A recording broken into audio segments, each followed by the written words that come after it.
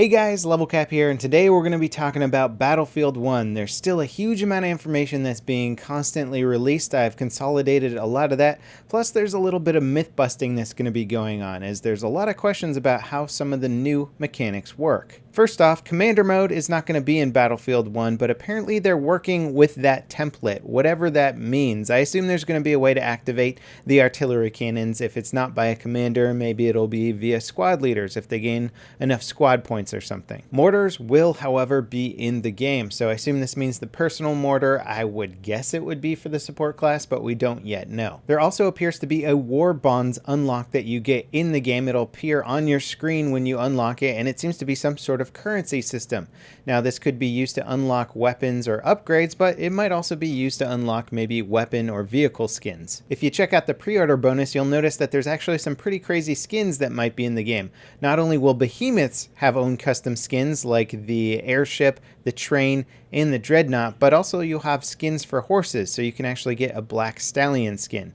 It's been confirmed that horses will also be in multiplayer. They won't just be a single player aspect of the game. And although there hasn't been a lot of talk about vehicle skins from watching the trailers and my own gameplay, I can see that there's already multiple different skins for airplanes, and they look really cool. So this is something that I'm actually very excited for. I think it's a big upgrade versus the Battlefield 4 vehicle skins. Now let's talk a little bit about the in-game mechanics. One thing that I've seen asked a lot is how does the bayonet system and how do the melee systems work? If there's two people who charge each other with a bayonet, as far as I can tell, the second person who activates this wins. I do not think you can counter a bayonet charge other than just shooting and killing the person before they get to you. As for the rest of the melee combat, sneaking up behind somebody will give you an automatic takedown kill on them. If you attack them from the front, you will swing your weapon and deal damage. However, what I believe happens is if you swing your weapon in what would normally be a killing blow on somebody, it will do a takedown animation. So you can do a takedown animation from the front, provided that you're doing enough damage to kill the person. In addition to that, it also looks like you'll be able to do about 80 damage with a frontal attack from, say, a shovel. So melee weapons are going to do big damage. Also, there doesn't appear to be any sort of melee counter system in the game at all. Now, what about parachutes? Do soldiers have them? Can they activate them at any time?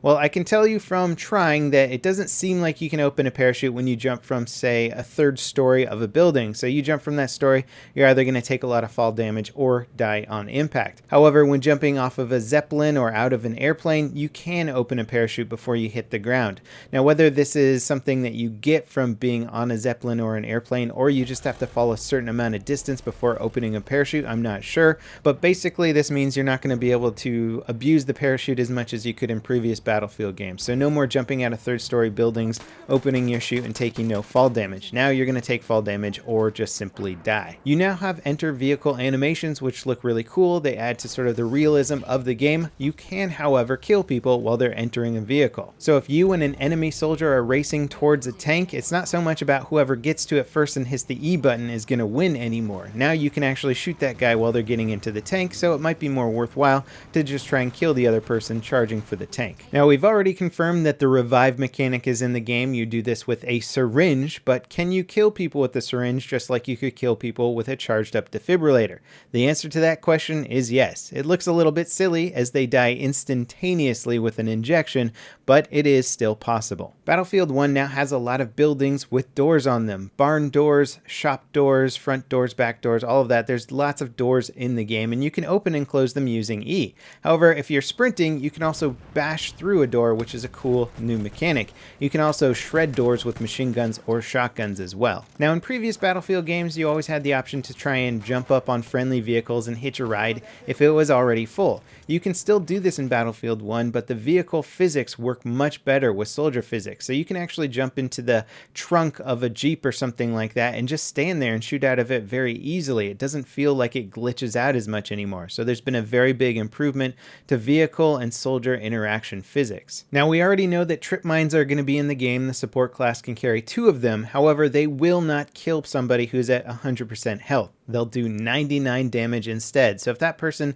has even a tiny little bit of damage done to them, then they will die from it. But if you're at full health, you will have the opportunity to recover, or the support class will have to come and finish you off. Now, there wasn't a lot of gas mask gameplay shown during the live stream, but it appears that every class does have a gas mask, and we were able to put them on. If you put on your gas mask, it'll obviously stop you from taking damage from gas grenades or gas weaponry in the game, but it will obstruct your peripheral vision. It'll muddy the audio, so it's harder to hear what's going on around you, and you can't aim down sights. Now, I've already covered that there's going to be a variety of grenades in the game, including mini grenades, gas grenades, anti-tank grenades, and incendiary grenades. But if you throw an incendiary grenade and a soldier walks through it, they can actually catch on fire, and it looks brutal and crazy, and it'll make them take damage over time. This fire, I believe, will eventually go out on its own. However, I believe you can also catch on fire from other things in the game, just like burning wreckages or being too close to something that's on fire. You yourself will then catch on fire and take damage over time. Something that you're bound to see in this game if you start using incendiary grenades will be throwing an incendiary grenade into a building,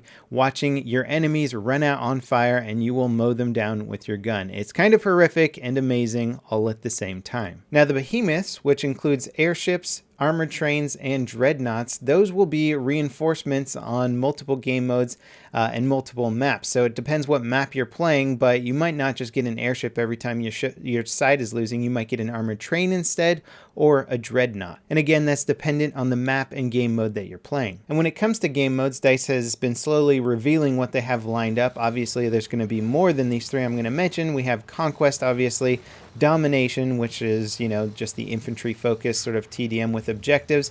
And then we have Operations, a brand new game mode. Now, the way it's described on the website makes it sound very much like Rush, with sort of frontline gameplay where one team attacks and the other team defends. It appears that there's going to be multiple objectives, and Behemoths will be used to reinforce the teams. However, this game mode is described as more of a journey, as the outcome of the match or a certain objective will dictate what map your team goes to next. So basically, it seems like they're trying to put a little bit of historical relevance behind the battles, the outcome, and which map you're going to progress to next. Now, we've already seen a weather shift in maps from being a bright sunny day to heavy fog to rain, and this all kind of changes up the dynamics, your view distance and stuff like that. I assume there's probably going to be maybe dust storms or sandstorms like that in some of the desert looking maps. And according to the developers, the weather change is actually dynamic, so you're not going to be able to predict what weather is coming next or when it's actually going to change. Now, I already covered the spawn mechanics of vehicles a little bit, talking about how tanks and airplanes will not be sitting on the battlefield so that enemy teams cannot capture them.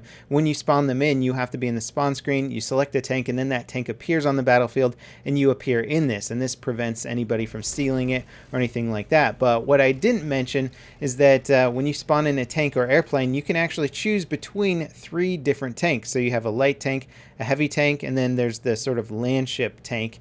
And likewise with the airplane, you have the fighter, sort of like a medium fighter slash bomber, and then the bomber, which has 3 seats in it. And so you can pick between any of those 3 vehicles, whereas in previous Battlefield games, there'd be like a tank, an APC, and an anti-air tank, and you just had to pick whichever one was available. Now you can actually choose which vehicle suits your playstyle the most. And you might be thinking, well, why wouldn't you just pick the heavy tank every time instead of the light tank? I actually preferred the light tank. It was my favorite because it's a single man tank, it's fast, it had a lot of options to it, and some of the heavier tanks are more geared around like having other people in your tanks to make them more effective. So there are pros and cons to each of the vehicles. Then there's also the armored cars, which will just sort of be sitting around on points so people can hop into them if they need a ride. I believe motorcycles will function in the same way, although we did not see them in the game mode we were playing. Now, of course, Battlefield 1 also has weapon emplacements. There's mounted machine guns, which are good for anti-infantry and potentially shooting at airplanes as well. They get more accurate the longer you fire them. Then there's also flat cannons, which are great for taking out airplanes. They can be used to do damage to ground vehicles as well,